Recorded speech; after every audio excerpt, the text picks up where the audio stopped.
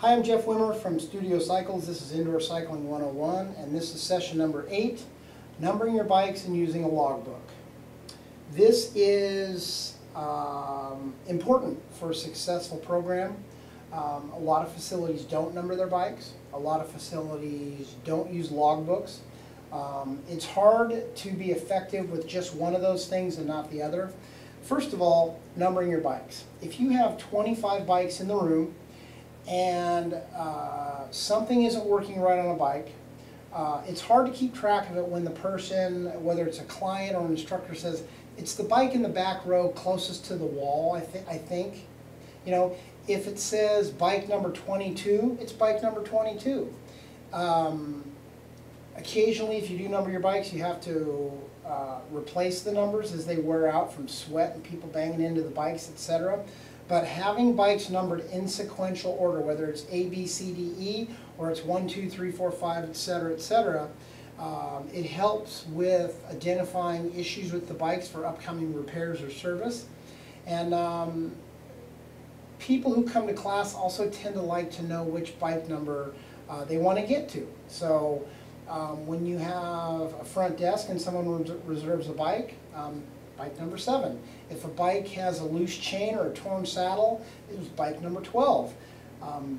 So numbering the bikes is critical.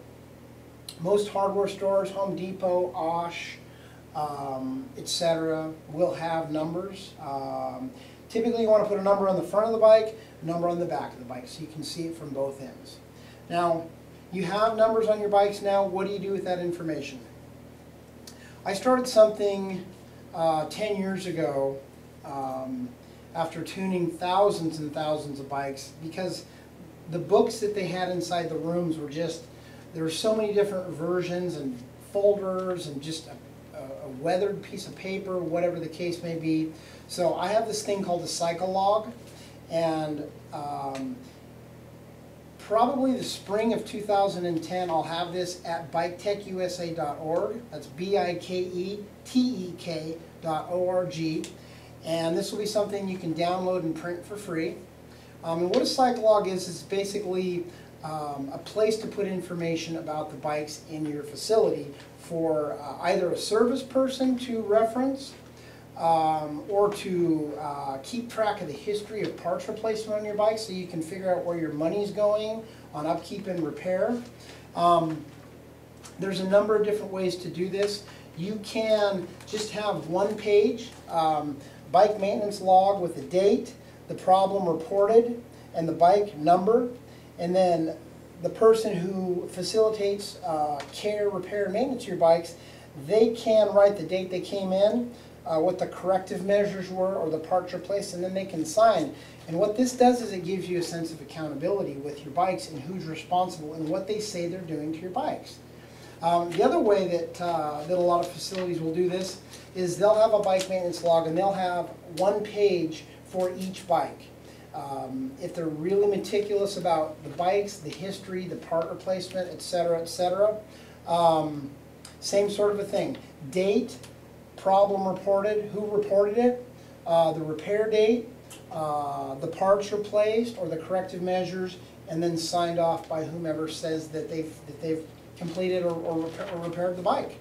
And then finally, you can keep a parts replacement log in the back of the book.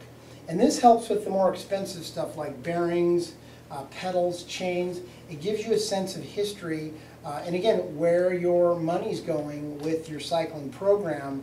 If you have something you can reference, and you can see bike number 4 has had 4 sets of pedals in 1 year, that's a little odd.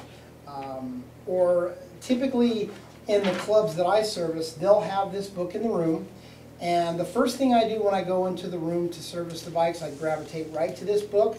I look in the book and I want to see what people have written in there.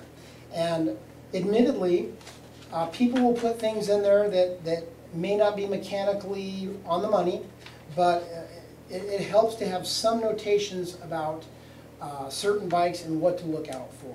So having a bike maintenance log in your room is priceless, particularly if you have an active program and you're spending a lot of money on incidentals like pedals, again, like pedals, chains, bottom brackets, saddles, etc. And check on studiocycles.com is our main website. In the upper right-hand corner, there's a link for biketechusa.org, which is the old Studio Cycles site. Now, Bike Tech USA is an information and technical support type of website now. Instead of, it used to be an informational resource where you could buy my different volumes of the manuals that I've written over 10 years. Now, everything that I sell is at studiocycles.com, and the old Studio Cycles, again, has been transitioned to biketechusa.org, which in the next 6 to 12 months will be the ultimate resource for information and for technical support for Star Trek, Schwinn, Le Mans, and Kaiser bikes. So this is the Cyclelog Bike Maintenance Book, and you should be able to download this for free, print it, put it into a book form, and put it in your room, and start showing some accountability in your room to where your money's going and who's fixing your bikes and what they say they're doing to the bikes. Jeff Wimmer, Studio Cycles, Indoor Cycling 101, session number 8.